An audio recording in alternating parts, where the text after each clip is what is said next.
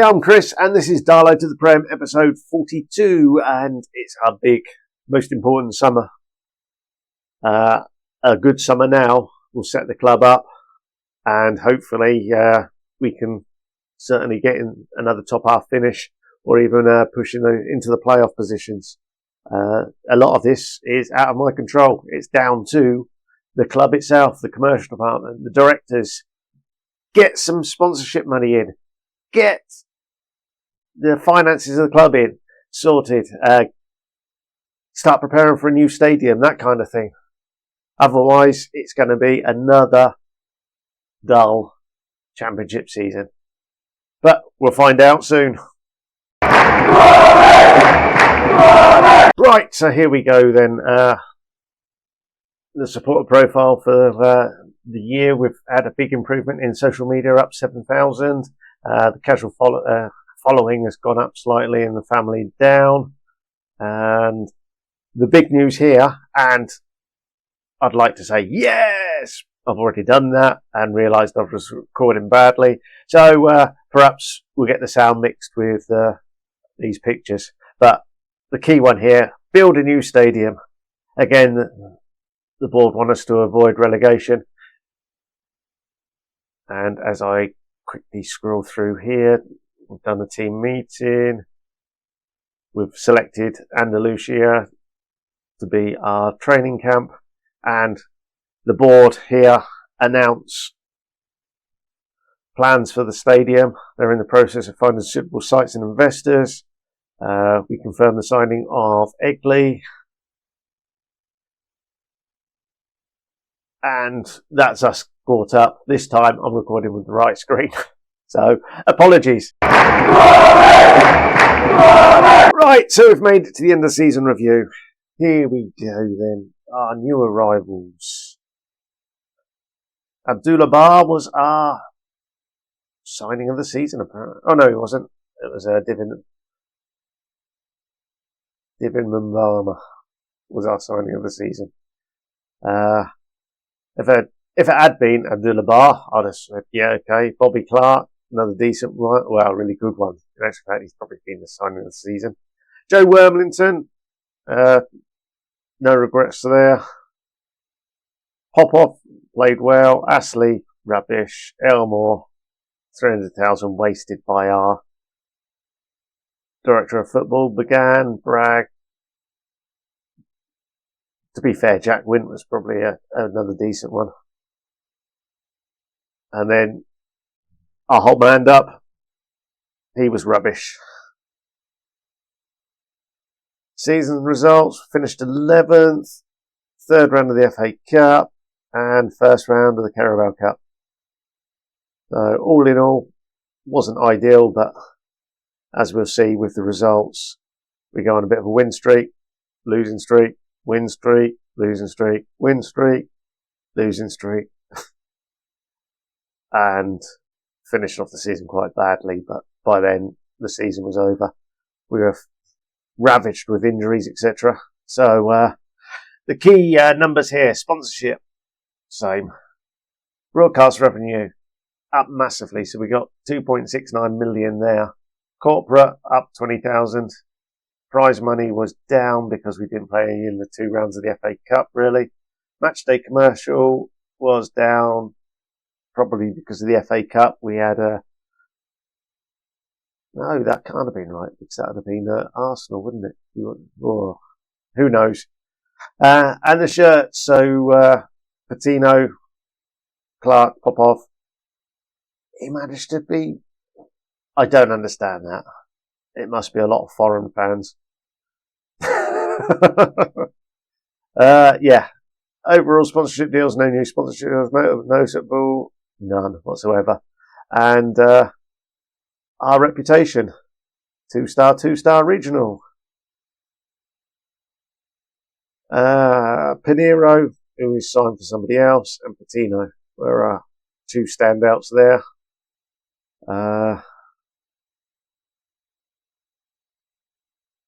Accolades, fans player of the season, Patino, young player, Clark, signing, I still don't understand that.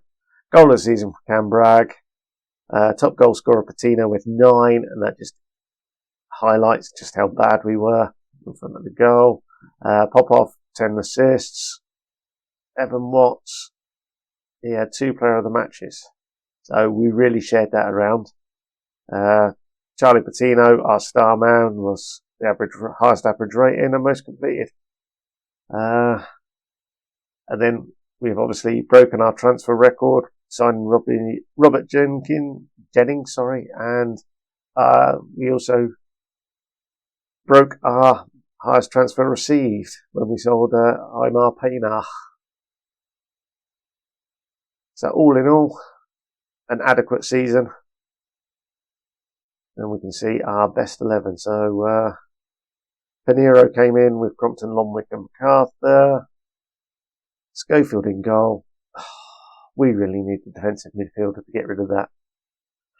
Mabaya, he's leaving in the summer. Murphy has already left. Wood, Moore and Donaldson. And on the bench, Watts, he's going. Siddick, Lavery, Hangman, Simpson, Willis and Curry. So all in all, yeah, none of the new signings have made it in there. Donaldson's at Bury. Where are Bury? National League North. That's the review.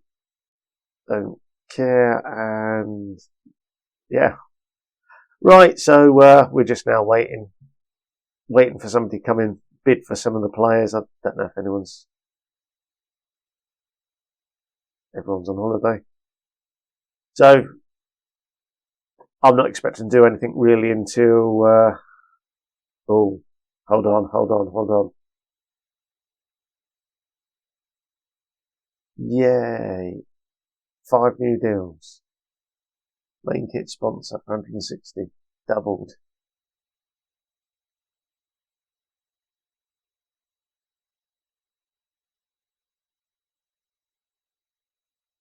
At least we have some sponsors that are generating a bit of cash here and there. So, yeah, that's good news. So we're seeing some sensible sponsorships, even if the main kit one is just diabolically bad. For a 2-year championship club, 160,000 a year. Not great, but we'll take it. That's obviously hit the bank balance. And if we look at it, sponsorship, 900,000. So that's the good news. The bad news is we're still going to be bottom of the championship with that. But we're no longer bottom of the EFL. And we've finally got a scouting budget. Where can we go? What can we do with 100 in UK and Ireland?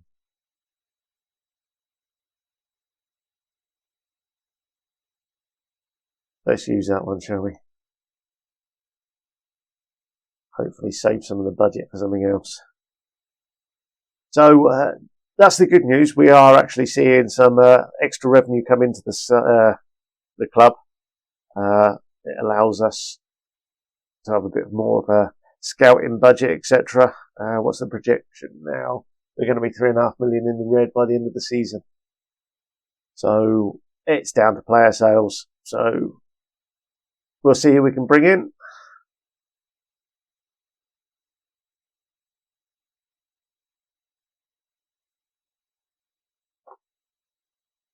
So I'll pop back if we get anything newsworthy. Right, we're back. We're nearly at the free transfer window, but we came back early because Andy King has gone to Sunderland. Oh, sorry, Birmingham. Yeah, decent enough player. A lot of potential, but he was a backup. He was on £4,000 a week, I think it was with us. So, yeah, it's going to be a bit of a saving. It will drop us below the wage budget. It will give us a bit more into the transfer budget. I did ask the board before to increase the revenue retained, but it didn't happen in time.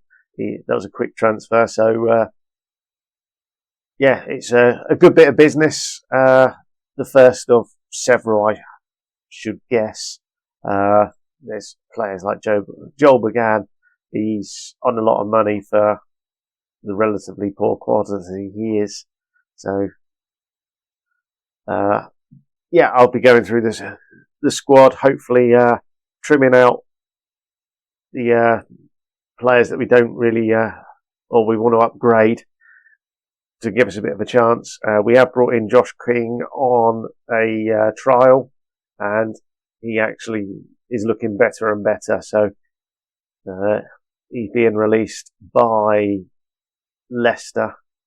So we've got him in on trial, and he looks quite decent, certainly better than anything else we've got. So he's got decent stats, decent height. So it's probably one that we will go for. But we'll wait for a week or so just to confirm it. Right, so with one king out the door, we brought the other king back in. So Joshua King has signed. He does look pretty decent, so fingers crossed that will be the case. Costing us a pretty penny. What's that, $6,000 a week? So hopefully it makes it worth it. With all the budget adjustments, the board did come back and now allow us 45% of revenue, so that's up 15%. So there's a bit of good news, but we're pushing right at our budget limit again. So we certainly need one or two players to leave the club. If they do, then we can certainly pump that money back into the wage budget and get a few players in. Oh, the one thing I didn't say was we have actually extended Isaac Mbaya's contract.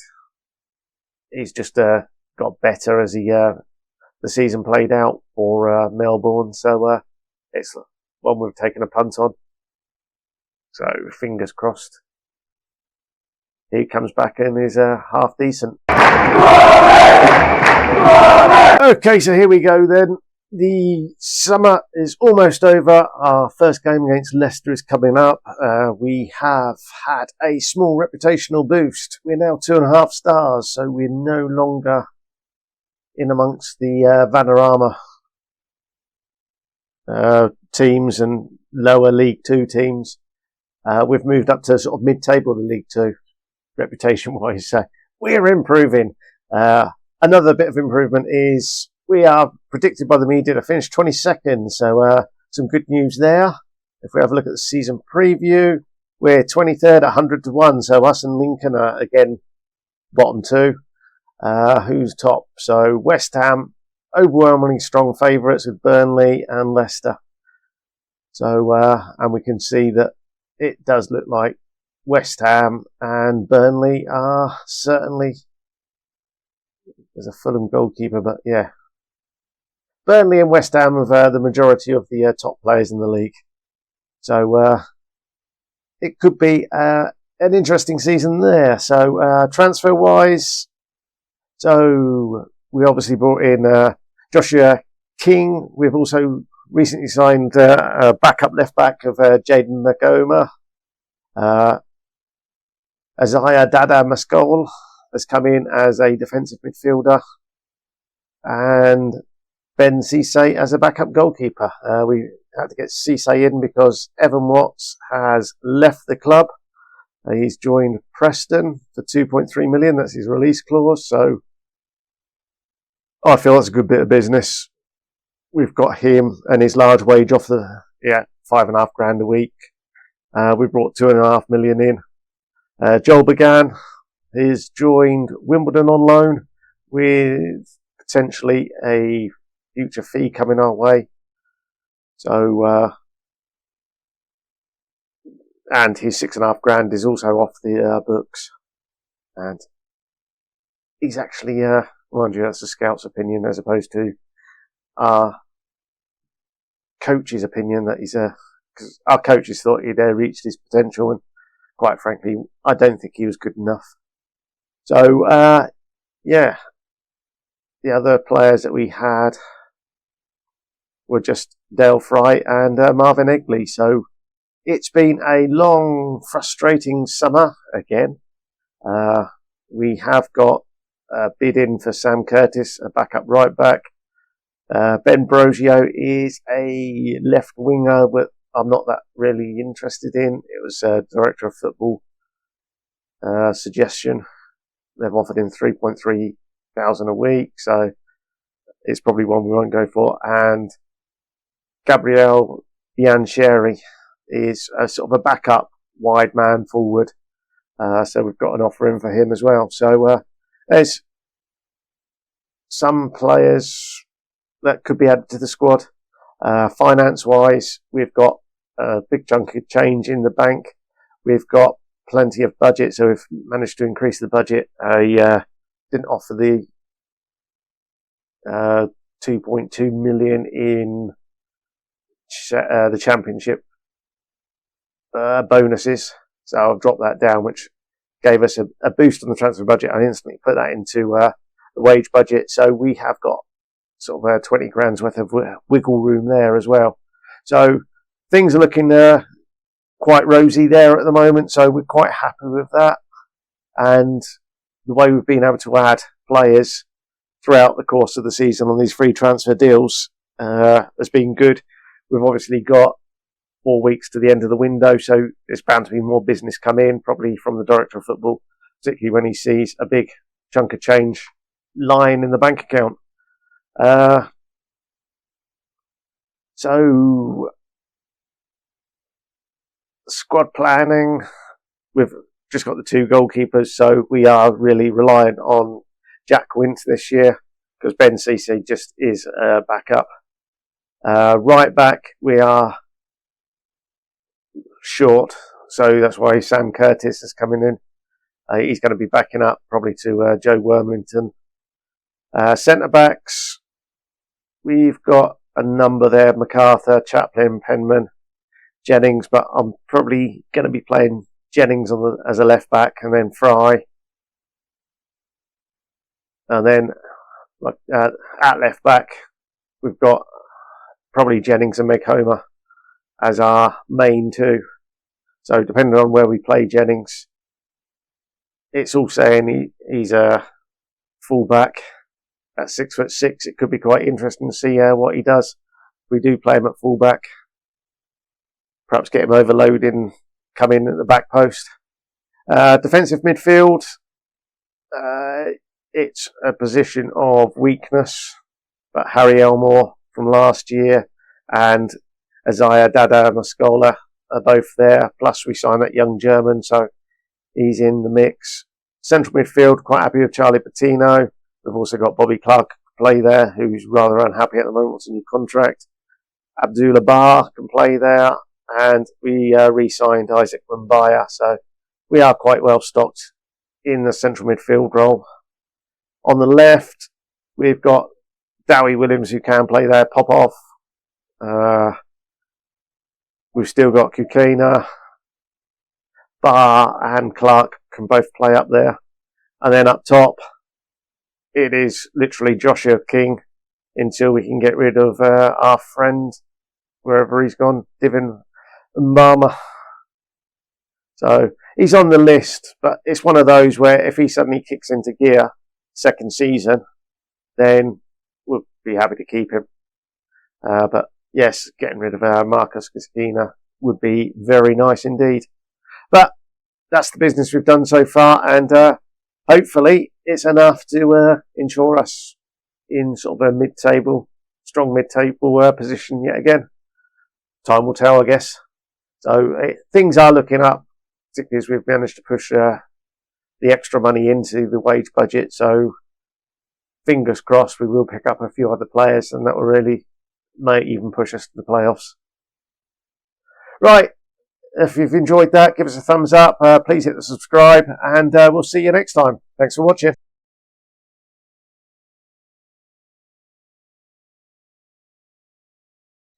So, little update here then. So, we've got an increase in casual fans and a decrease in family. We've had a large increase, 7,000 social media follows. So, that side of things is good. And here we go. Play attacking football, play possession football, play entertaining football. They don't want much, do they? Play high tempo pressing.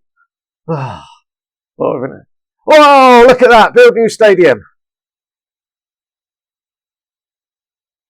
Oh, yes. And we've also got the training facilities and youth facilities, but that is potentially the best news we've had in this series. So we'll accept that and see what the board do. So maybe by 2032 we'll have a new stadium. You never know.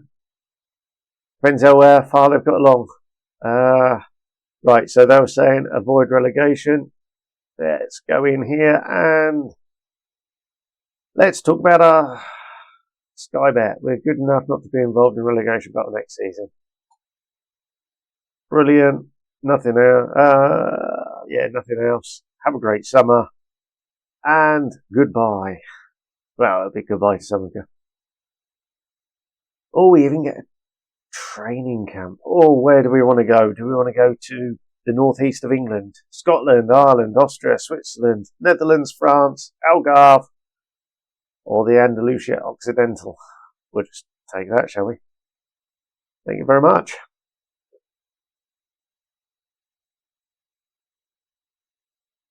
Right, with that fantastic bit of news that, yes, oh, here it is, even better. The board have announced plans to build a new stadium in the process of searching for suitable sites and possible investors.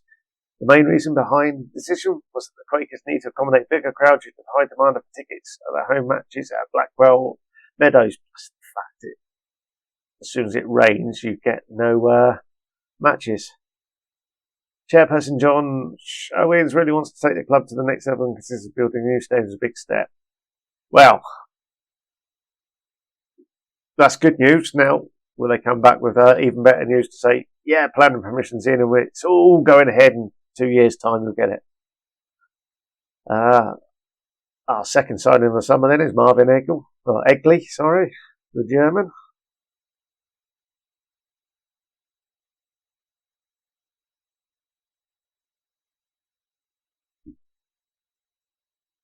So, well, it's fantastic that the chairman has actually gone out and said the club need a bigger stadium without me requesting it. So that's good news. Hopefully they can find the necessary backing, some sponsorship, and we only then have to finance it with a bank loan for the other half. If we look at debts, the bank loan, we had a £25,000 borrow for a £50,000 stadium improvement, and we borrowed £850,000 for a further stadium improvement. Our transfer debt is £350,000. That's Jennings, really, unless Elmore's got anything on there. So yeah, I'm sure we'll get to the season review in a moment. This will just be cut out, so it don't really matter. Glory!